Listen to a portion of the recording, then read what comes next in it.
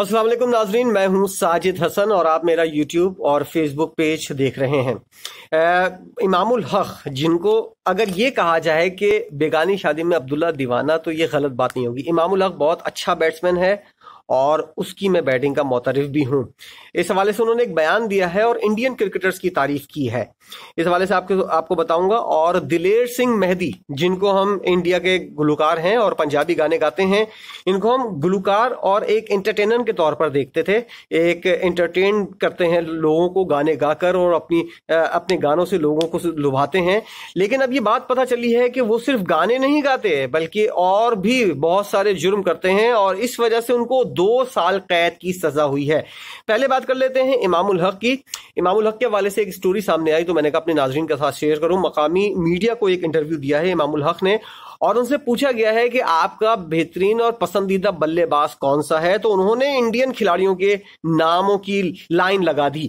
हालांकि बाबर आजम जो है उनके पुराने दोस्त भी हैं और उनके साथ टीम के अंदर टीम मेट भी हैं, लेकिन उन्होंने बाबर आजम का किसी भी सूरत नाम नहीं लिया, बल्कि भारतीय कप्तान जो साबिक कप्तान है विराट कोहली, उनका नाम लिया और इसके अलावा रोहित शर्मा का उन्होंने नाम लिया। अपने इंटरव्यू में इमामुल हक ने क्या कहा इस बारे में आपको बताता हूं कि उनके सामने इमामुल हक ने से जब ये पूछा गया कि आपका फेवरेट और अच्छा बैट्समैन कौन है, तो उन्होंने विराट कोहली को बाबर आजम के मुकाबले में अच्छा बल्लेबाज करार दिया। मेरा एतराज सिर्फ इस बात के ऊपर है कि अगर आपके पसंदीदा कोई और बैट्समैन है जो पाकिस्तान से ताल्लुक नहीं रखता तो आप उसका नाम लेते, आगे बढ़ जाते। अपने कप्तान को बीच में शामिल करने की क्या जरूरत थी कि वो उनसे अच्छा बैट्समैन है? बिला वजह कि आप बेगानी, वही वाली बात है, बेगानी शादी में अब्दुल्ला दीवाना। आपको बाबर आजम को बीच में लाने की जरूरत ही क्या है? आपका कप्तान है वो, और अगर कुछ भी नहीं है, आप टीम में भी नहीं है, आपको मवाजना करने की क्या जरूरत है? आप अपने फेवरेट खिलाड़ी का नाम बताएं, आगे बढ़ जाएं। अपने इंटरव्यू में आगे कहते हैं वो कि मैं अपने तजर्बे की बुनियाद पर यह कह सकता हूं कि रोहित शर्मा विराट कोहली से अच्छा और क्वालिटी बल्लेबाज है, क्योंकि कोहली से सिर्फ व्हाइट बॉल में रन हुए हैं, जबकि रोहित शर्मा ने रेड और व्हाइट बॉल में शानदार परफॉर्मेंस दी है। उन्होंने कहा कि रोहित शर्मा को बल्लेबाजी की सलाहियत खुदा की तरफ से अता की गई है, वो किसी भी लम्हे में खेल को तब्दील कर सकते हैं। बिल्कुल हर लिहाज से अच्छी बात की है आपने। मेरा एतराज सिर्फ इस बात के ऊपर है कि आपने बाबर आजम को बीच में क्यों लाया? आपसे पूछा गया है कि आपका फेवरेट बैट्समैन कौन है और आप समझते कौन सा अच्छा खिलाड़ी इस वक्त दुनिया के अंदर है। आप उस खिलाड़ी का नाम लेते, उसकी तारीफें करते, आगे बढ़ जाते। आप बाबर आजम के मुकाबले में ला रहे हैं विराट कोहली को बिला वजह।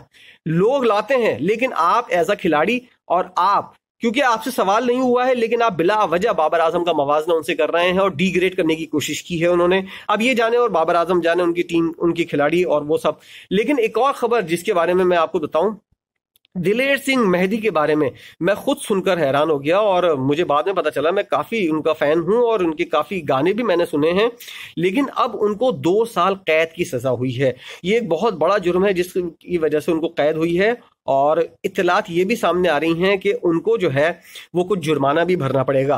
वजूहात क्या थी ये मैं आपको बता देता हूं।